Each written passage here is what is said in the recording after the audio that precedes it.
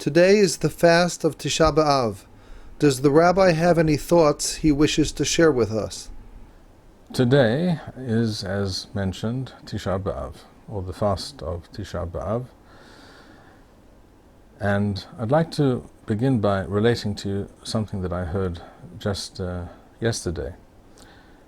My wife went to a shiur given by a very intelligent and knowledgeable woman on the topic of Tishah B'Av.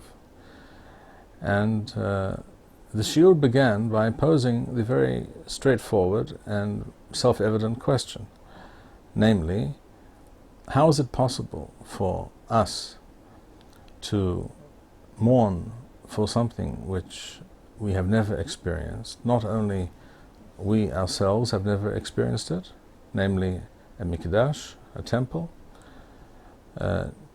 but our fathers, our grandfathers, our great-great-great-grandfathers, going back a very long time, never experienced, never saw such a thing, only heard or vaguely knew something about this concept. So how is it possible to mourn for something that you have never experienced, you have never seen?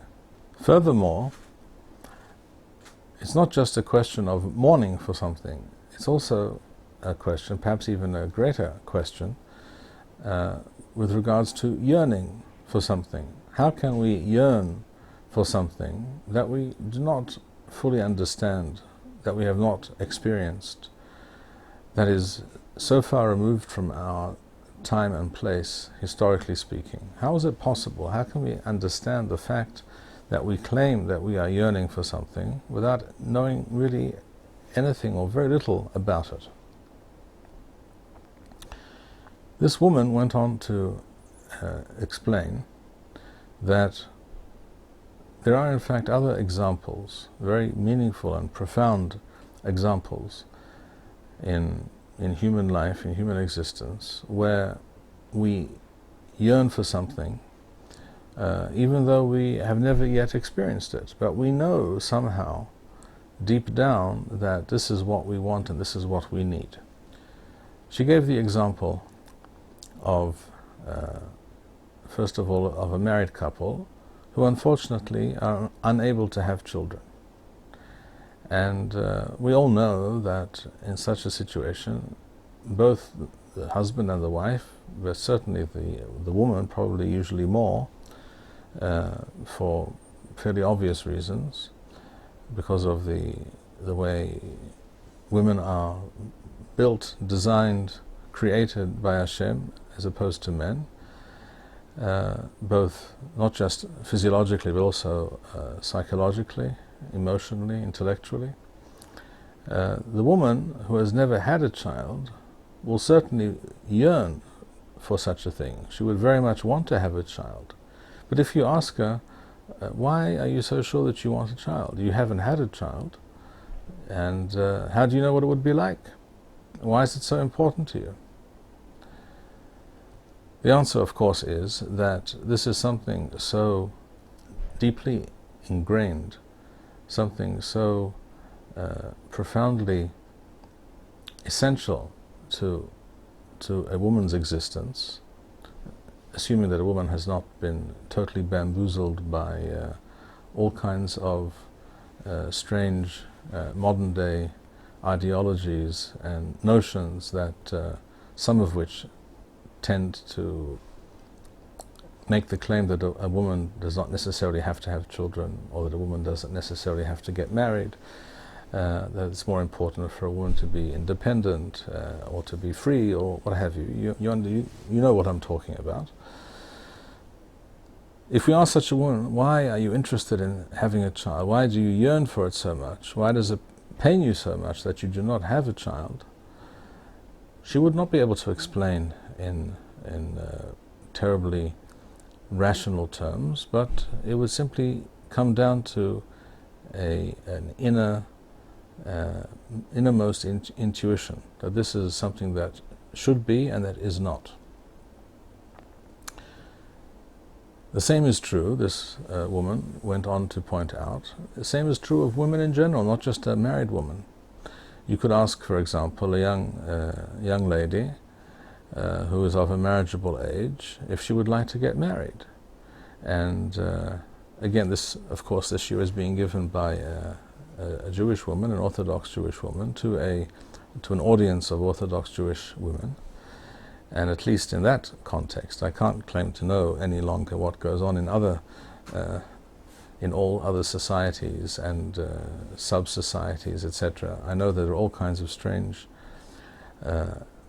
ideas and philosophies and ways of life out there, and perhaps some women will not, listening to this, may not relate to what I'm about to say. But this woman said that if you ask a young woman, a young lady who's of a marriageable age, are you interested in getting married? She will say yes, definitely, very much so.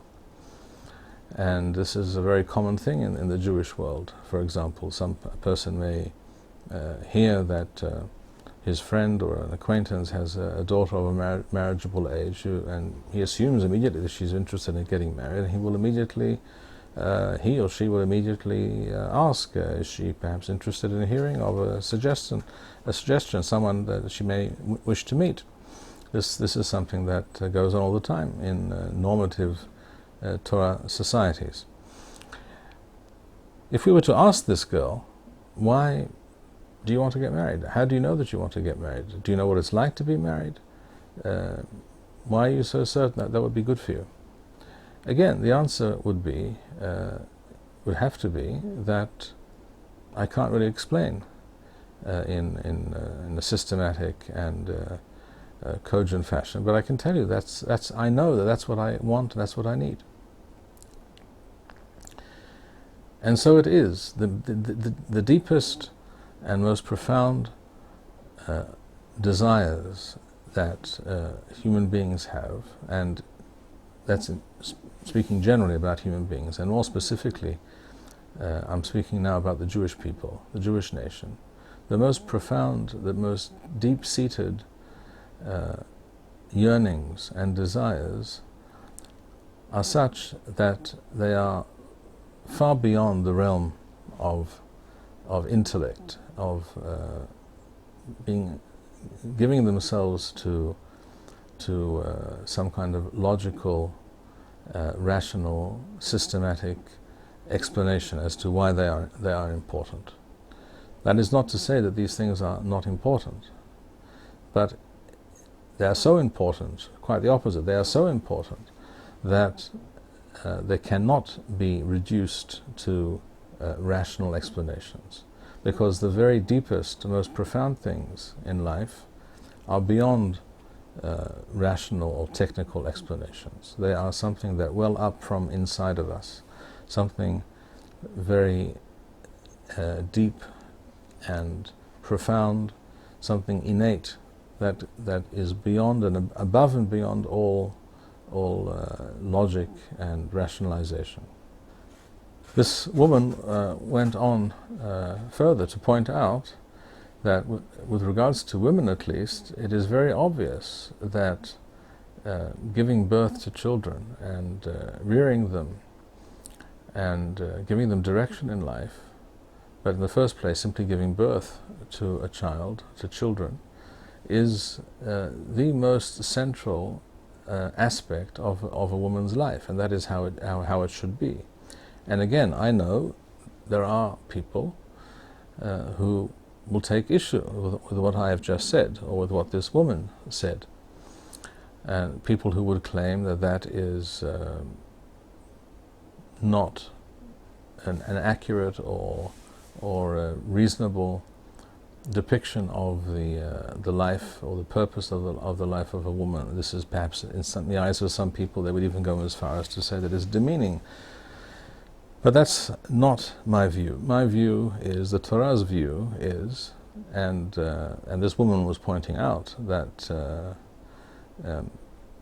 basic physiological facts point in this direction and lead us to the inevitable conclusion that a woman's life is tied up entirely with giving birth to children. A woman has a womb for a very specific reason. A woman has breasts for a very specific reason, to nourish the child of that womb. And much about female physiology, anatomy, and even emotions, the emotional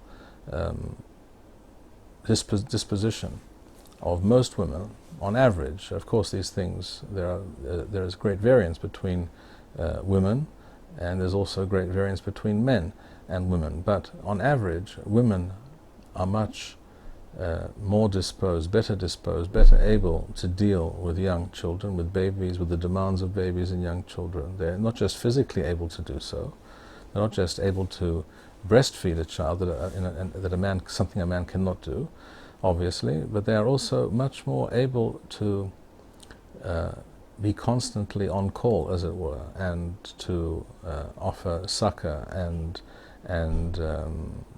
to be there for the child, to hear and to care about the child's crying or problem or distress, whatever the case may be. In other words, we see in the case of women that their very being, their body, literally, their physical being is entirely tied up with the question of bringing children into this world. That's not to say that men are not very much connected and very much aware of the importance of bringing children into the world and caring for them, but there are differences, and these differences cannot and should not be denied, and they exist for very good reason. The point of relating all these things, this woman said, was to explain that if we, the Jewish people, after so many years, yearn for something that we have never seen, and pray for something, and are able to fast for something that we have never experienced, this can only be because this is our true essence. This is a clear and incontrovertible proof of the fact that the Jewish people are all about creating a Mamlechet Kohanim and a Goy Kadosh, a Jewish sovereign entity in Eretz Yisrael, at the center of which there is supposed to be a Beit L'Hashem, a house to Hashem, a temple.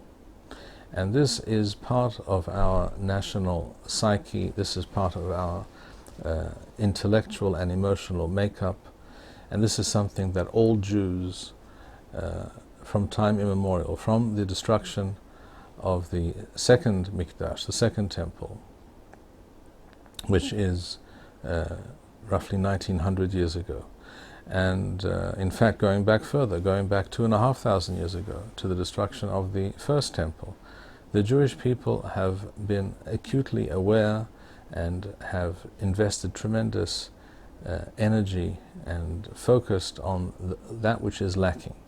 A person does not focus on something that is lacking generation after year after year, or in the case of a nation, generation after generation. A nation cannot do such a thing if it is not truly the most essential and the most fundamental thing to that nation's or to that person's existence. And this is something entirely unique to the Jewish people. If we look around today, the world today, or if we look, search throughout history, if we look for another nation that commemorates events that took place 1900 years ago, 2500 years ago, or even longer ago, such as the Exodus, Yetziat Mitzrayim, which took place nearly 3,500 years ago. If you search for another people that has such an amazing historical memory, is unable and unwilling to let go of these memories, of these founding and seminal events in the creation of our nation, of this nation, of any nation. If you can find another group of people who behave in such a way, who, because of something that they once had, they fast an entire day and night and mourn and yearn for that thing 2,000 years later, something which they passed down, this yearning, these ideas, these seminal events and the significance of those events, and that these events and these notions and these aspirations are the essential core of our being, both as individuals and as a nation. If you can find another group of people, another nation that is in any way similar, that is capable of such a feat, that behaves in such a way, I for one would be happy to hear about it. And therefore, on Tishah B'Av, one of the things that I dwell upon, one of the thoughts that keeps racing around in my mind, is the fact that I have the incredible privilege of belonging to such a unique nation, a nation that made a covenant with Hashem, the Creator, thousands of years ago, is unwilling and unable to forget and to relinquish that covenant. And all aspects of that covenant, particularly the most central features of that covenant and that way of life and that normative form of Jewish national existence that is described in the Torah, and that we, in the past, for perhaps even only a brief period, but for a time, we were able to achieve that kind of reality with the building of the first Mikdash, the first temple in Yerushalayim, 3,000 years ago.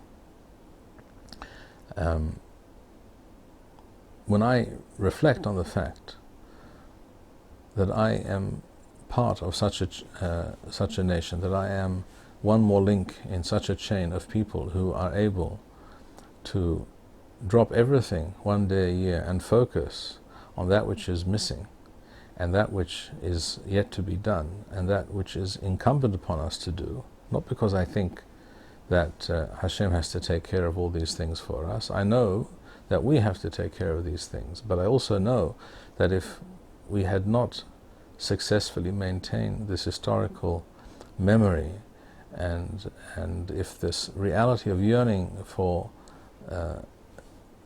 ideas and realities and institutions that we have not had for so long, if we were not successful in transmitting these ideas, these yearnings, over spans of thousands of years, then we wouldn't be here today, and we would have nothing to discuss, and we wouldn't have all that tremendous and, on the one hand, daunting, on the other hand, uplifting tasks and endeavors that we must take upon ourselves. So even if we feel, as I know some people do feel, that the Mikdash is far away, and some people claim that we don't understand why even we have to fast, because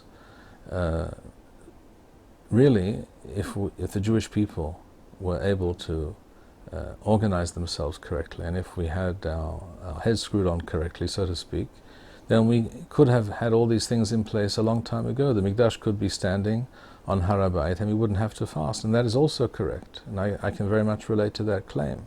But precisely because we have not been able, as yet, to get our act together, to put our house in order, and to create the momentum, the understanding, to take the yearning and the history and the memories and the traditions and form them and channel them into an unstoppable force that will change the flow of history and will bring about the inevitable, inexorable result.